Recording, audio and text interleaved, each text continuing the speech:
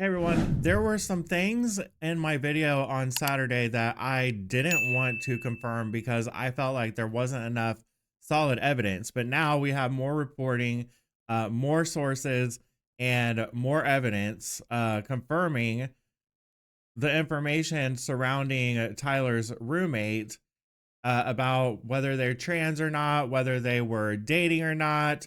One of his neighbors actually did an interview with the news, and I have that video. He tells a little bit about some of the things that he's witnessed.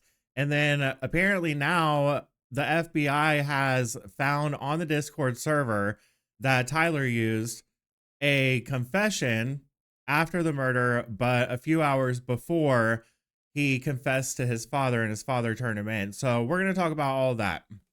So Axios is reporting on this and they have 6 different sources for this information. So it sounds like it's probably some pretty solid information regarding this investigation and his roommate. And they're questioning his roommate. His roommate is cooperating with them, but it is kind of hard to believe that the roommate didn't know something about this. Okay, there were anti-fascist messages written on these bullets, engraved into these bullets, and we know that now it seems like we have solid information too, because I'm going to show the video of the neighbor and what he has to say about what he witnessed between these two. It sounds like they did have a relationship, and I just find it really hard to believe that this person went this far as to kill somebody, assassinate a major public figure while they were speaking, answering a question about transgender. And we have all of these transgender people committing these kind of heinous crimes. We have a pattern. I'm not saying that all trans people are crazy, but we have a pattern. And also in this article, they talk about a couple of trans groups in Utah that have now completely deleted their accounts, wiped them, whatever, one of the two, but they're wiping information off of their accounts. They're trying to go into hiding. So there's obviously something going on here. They have something to hide. Otherwise, why are they deleting their websites and wiping their accounts? That's very suspicious. So I hope the FBI was able to actually identify some of those individuals, and if not all of them, and do investigations on them, because these people all need to be investigated. If you are affiliated with any type of group who immediately deletes the website and wipes their accounts right after something like this happens, they need to be investigated.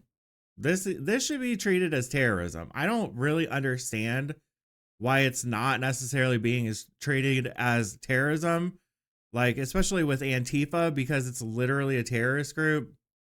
Like, I don't understand what the disconnect is here. But terrorism is terrorism. Like, these are trans terrorist groups. So authorities are investigating whether Tyler Robinson, suspected of killing Charlie Kirk, believed Kirk's views on gender identity were hateful to people like Robinson's transgender roommate. 6 sources familiar with the case tell Axios. So we have 6 sources here, and I have a very strong suspicion that the roommate does believe that Charlie Kirk's views about gender identity are hateful. Just a hunch. So each of the 6 sources familiar with the investigation told Axios that investigators believe Robinson had a romantic relationship with his roommate. Utah Governor Spencer Cox confirmed yesterday on ABC News that Robinson lived with a romantic partner who was undergoing a gender transition. So they have more information about that. So we can pretty much solidify that at this point. He's cooperating with the authorities. Robinson has not yet confessed to he hasn't personally confessed to anyone but his father. And they can't just take his father's word. He has to confess. Or they just, find him guilty because they're finding all this information. It's pretty obvious that he's the one that did it. Kash Patel said that they've done DNA testing on DNA that's left on the gun and the towel, and Tyler, and it all matches Tyler. They said that the roommate was aghast at the slang when speaking to investigators and shared electronic messages sent by Robinson, one of the sources said. That's what happened. Oh my God. That's what happened. Question mark. Oh my God, no. But I mean, of course, this person could be acting, you know, they could be innocent. They could be innocent. Maybe Robinson did it and didn't tell him. I really can't say that for certain, but it just doesn't seem very likely. The phone messages indicated a sender list as Tyler had mentioned that after the shooting, he had wrapped his rifle in a towel and stashed it in some bushes near Utah Valley University, where the shooting occurred. That was from the governor. Tyler also told the roommate in writing that the rifle would have to be retrieved. So, why is Tyler telling someone else that the rifle has to be retrieved? Why doesn't he just go retrieve it himself? That makes me think that the roommate knew something was happening. Allegedly.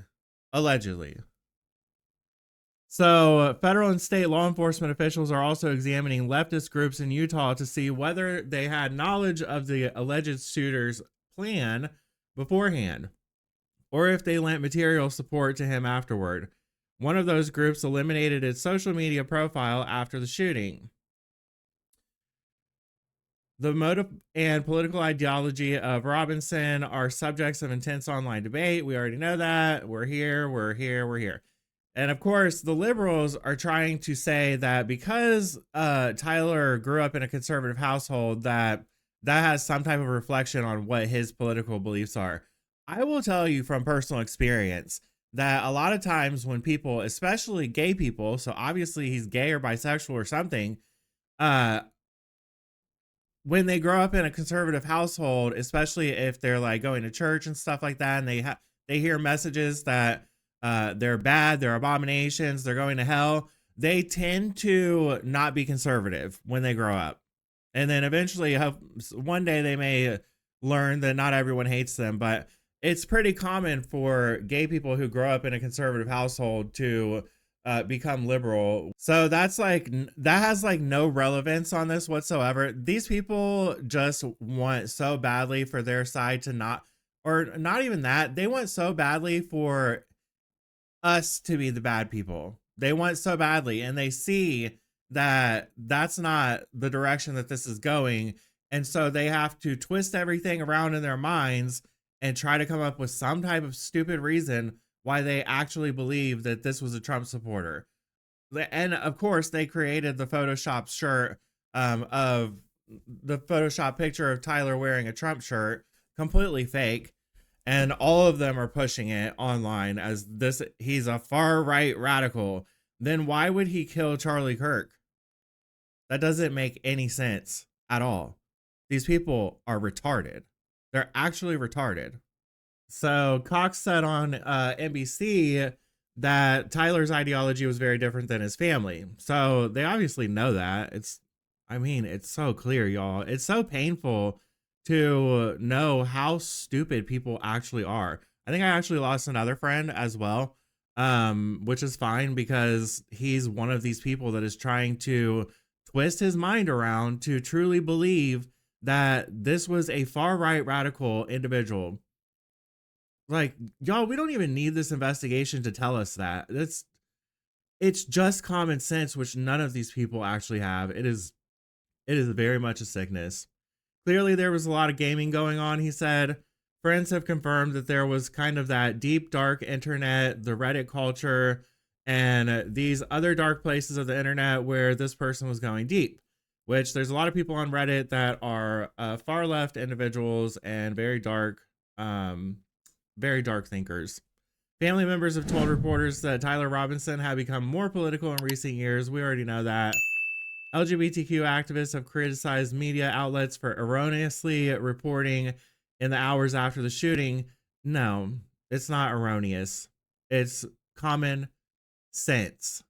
It's actually common sense. So let's get to the video of what his neighbor had to say about what he witnessed between the two. Yeah. he was walking with him. Were they holding hands? Yeah, they were.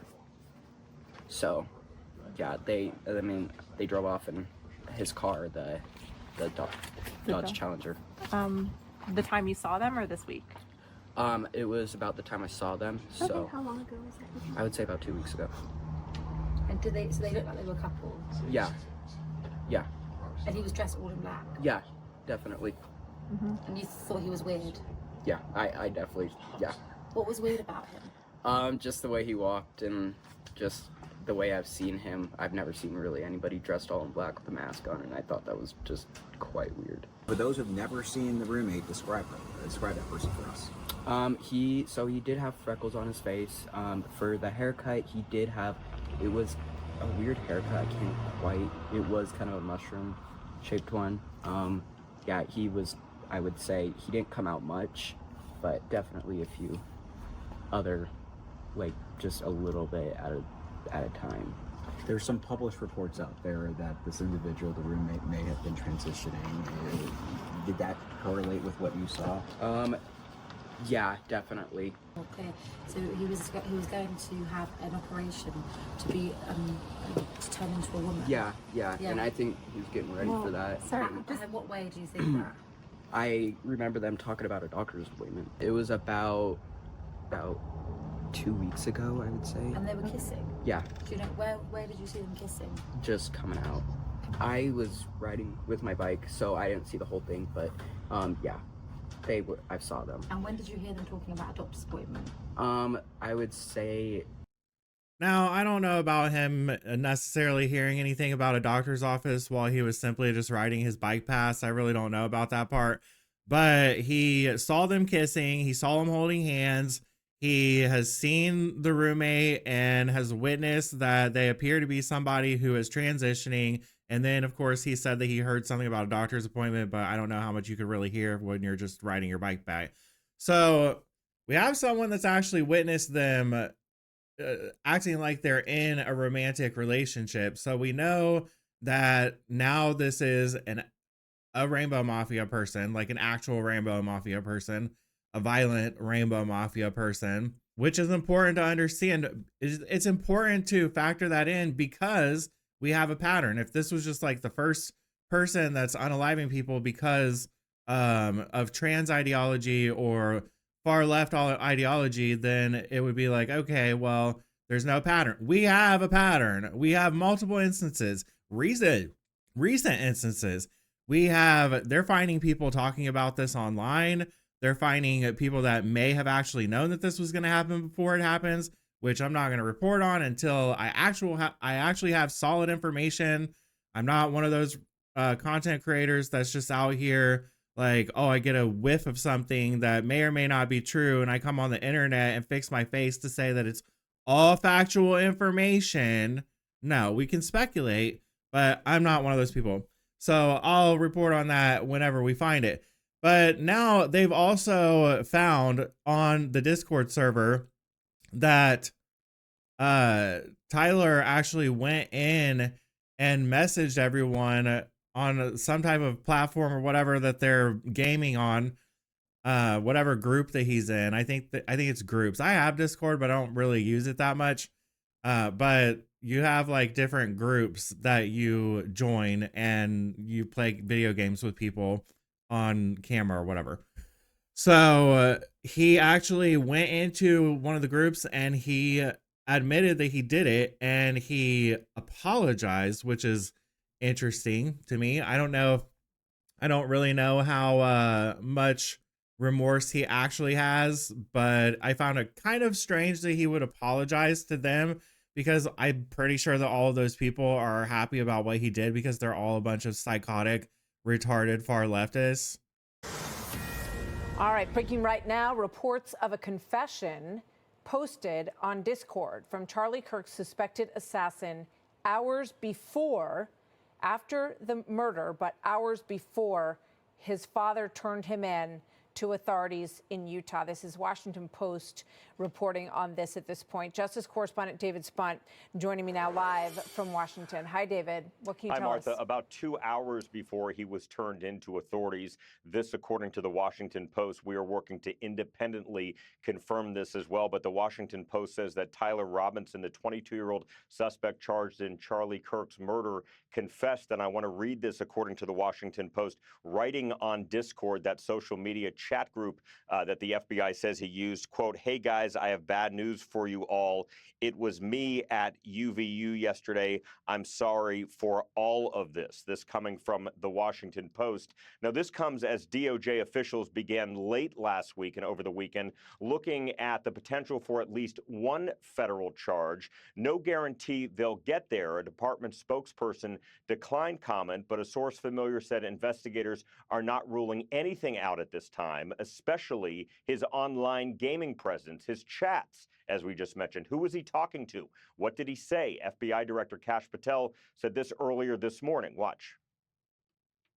He had a text message exchange, he the suspect, with another individual, in which he claimed that he had an opportunity to take out Charlie Kirk and he was going to do it because of his hatred for what Charlie stood for. This investigation is just begun.